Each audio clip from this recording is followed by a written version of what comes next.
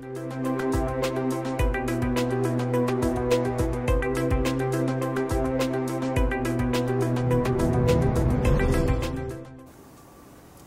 I'm John Everett with Zurn Industries. Today I'd like to show you the ever-expanding line of Zurn Wilkins automatic control valves.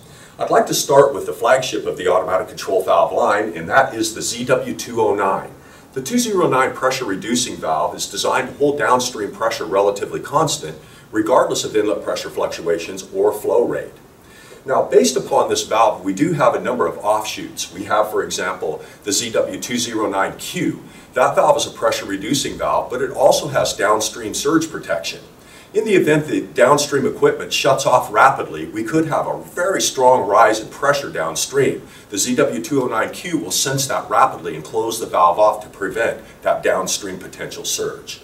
We also have the ZW209H. That valve is a pressure reducing, pressure sustaining valve. Again, it's going to reduce downstream pressure, but it will also maintain an upstream pressure. For example, if the upstream pressure starts to fall below the preset limit, the valve will begin to close itself off. Thus, it's holding back inlet pressure and also giving us that pressure reducing function. We also have the ZW209E. That is a solenoid valve. It's going to be a pressure reducing valve, but it gives us the opportunity to open or close the valve electrically. Also, we'll have the 209BP. That valve is equipped with a low flow bypass. It's great for industrial applications, say where we're flowing a high amount of water all day long, but at night we have a janitor coming in to service the building and he's going to have a very low flow. So that kind of covers the pressure reducing options. But moving on down the line, we have the ZW218. That's a slow close check valve. It has opening and closing speed controls on it so that we can control how quickly it opens or closes. Next we have the ZW207. This valve is an automatic shutdown valve in the event that we go high pressure downstream. So for example, say in a pressure reducing application, our pressure reducing valve were to fail, it could cause damage, very serious damage to equipment downstream. The ZW207 will track that pressure very rapidly and close itself off so that we don't go over pressure downstream, causing damage to very sensitive equipment. The next valve that we have is the ZW206. This valve is a solenoid valve. In other words, we can open or close this valve electrically. There are many applications in industry where we don't want to send a human being into a confined space, for example, to open and close a valve. So therefore, we can do that electrically. The valve is equipped with a solenoid and we have a number of voltages and cycles available. Next valve we have is the ZW205. This valve serves as a relief valve or also as a pressure sustaining valve. When we mount it in a branch line, for example on the T of a main line, it will serve as a relief valve. Therefore, if we go over pressure in the line, this relief valve will open up and dump that excess pressure to atmosphere, back to pump suction, or maybe even to a tank.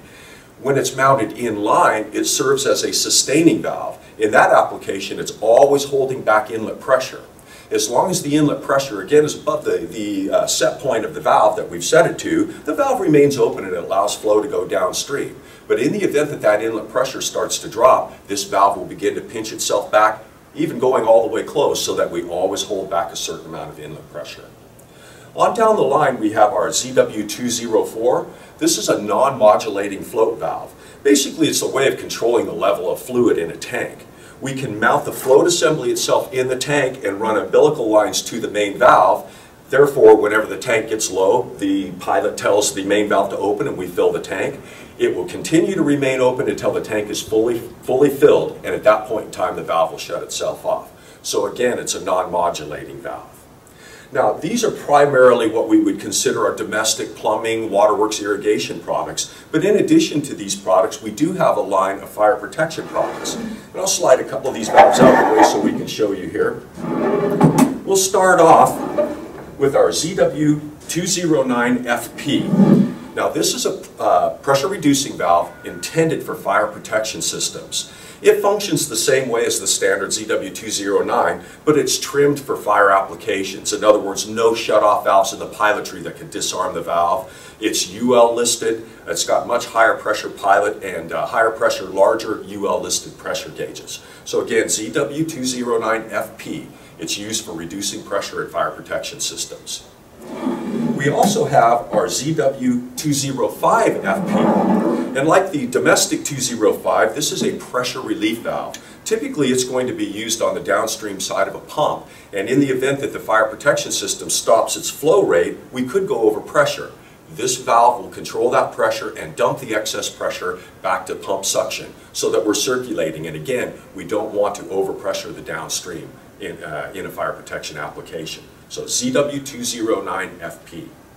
Also on this list, we have the ZW215FP. This particular valve is a pump suction control valve. The valve is going to mount on the downstream side in the pump discharge, but it's sensing the inlet pressure to the pump. Now, in the event that the fire pump starts pulling too much water, we could drop our inlet pressure down to where we could have cavitation that could damage the pump. And not only that, we're going to cause backflow conditions. This valve senses that pump suction pressure, and if that pressure becomes too low, it will throttle down the output of the pump, thus causing the suction pressure to rise again. So once more, ZW215FP, fire pump suction control valve. Now that currently rounds out the line of our ZW series automatic control valves, but stay tuned with respect to watching our videos. We're always adding to this product line, so you're going to see valves continually come out in the Zurn Wilkins line. Thank you for watching. For more information, please subscribe to our One Zurn YouTube channel. Call our customer care center at 1-855-1-ZURN and visit us at zurn.com.